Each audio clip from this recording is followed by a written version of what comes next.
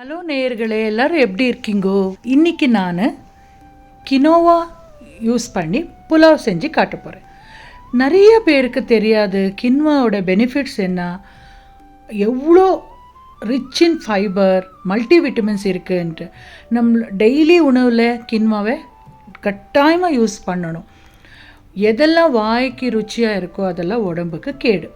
அதனால்தான் ஹெல்த்தியாக இருக்கணும், நம்மளோட டைஜஸ்டிவ் சிஸ்டமை நல்லா வச்சுக்கணும், எனர்ஜெட்டிக்காக இருக்கணும், எல்லாம் நம்மளோட வேலையெல்லாம் நாங்களே செஞ்சிடணும், வேறவா மேலே டிபெண்ட் ஆகக்கூடாதுன்னாக்கா ஆல்மோஸ்ட் நம்ம லைஃப் ஸ்டைலை சேஞ்ச் பண்ணிவிட்டு இந்த மாதிரி ஹெல்த்தியாக பண்ணி சாப்பிடணும். முதல்ல கின்வாவை முழுகிற அளவுக்கு தண்ணி வச்சு நல்லா ஒரு 2-3 தடவை கழுவிட்டு அப்புறமா வேக வச்சு ஃபில்ட்ரு பண்ணி எடுத்து வச்சுக்கோங்க. இன்னொரு கடாயில் 2 டீஸ்பூன் ஆயில் விட்டு தாளிப்புக்கு சோம்பு 1 டீஸ்பூன், ஜீரகம் 1 டீஸ்பூன், ஒரு வெங்காயத்தை பொடியாக நறுக்கி சேர்த்துருக்கேன். காரத்துக்கு என்ன தேவையோ அந்த அளவுக்கு பச்சை மிளகாவை கட் பண்ணி சேர்த்துக்கோங்க. காய்கறியும் அவ்வளோதான், உங்களுக்கு விருப்பமான காய்கறி சேர்த்துக்கலாம். இதே சேர்க்கணும் அதே சேர்க்கணும்னு ஒன்றும் கிடையாது. கேரட், பீன்ஸ், பட்டாணி, டொமேட்டோ, கார்ன்ஸு எது வேணுமானாலும் சேர்த்துக்கலாம். வெஜிடபிள்ஸ் எவ்வளோ சேர்க்குறோமோ அவ்வளோ நல்லது. அப்புறம் இதுக்கு ஒரு மசாலா பொடிகளை சேர்க்கணுமாருது. எல்லாம் 1/4 டீஸ்பூன் சேர்த்தா போகும்.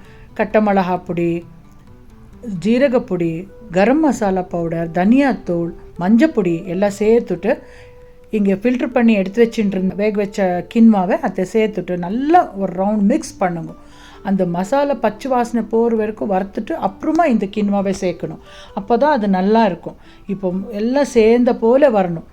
மிக்ஸ் பண்ண அப்புறம் ஒரு 5 மினிட்ஸ் மூடி வச்சு வேக வைங்க. சூப்பராக கின்வா புலாவு சாப்பிட்றதுக்கு ரெடி. காலையில் பிரேக்ஃபாஸ்ட்டுக்கு சாப்பிட்லாம், லஞ்ச் பாக்ஸுக்கு நீங்கள் கொடுத்து அனுப்பலாம், அது உங்களோட விருப்பம்.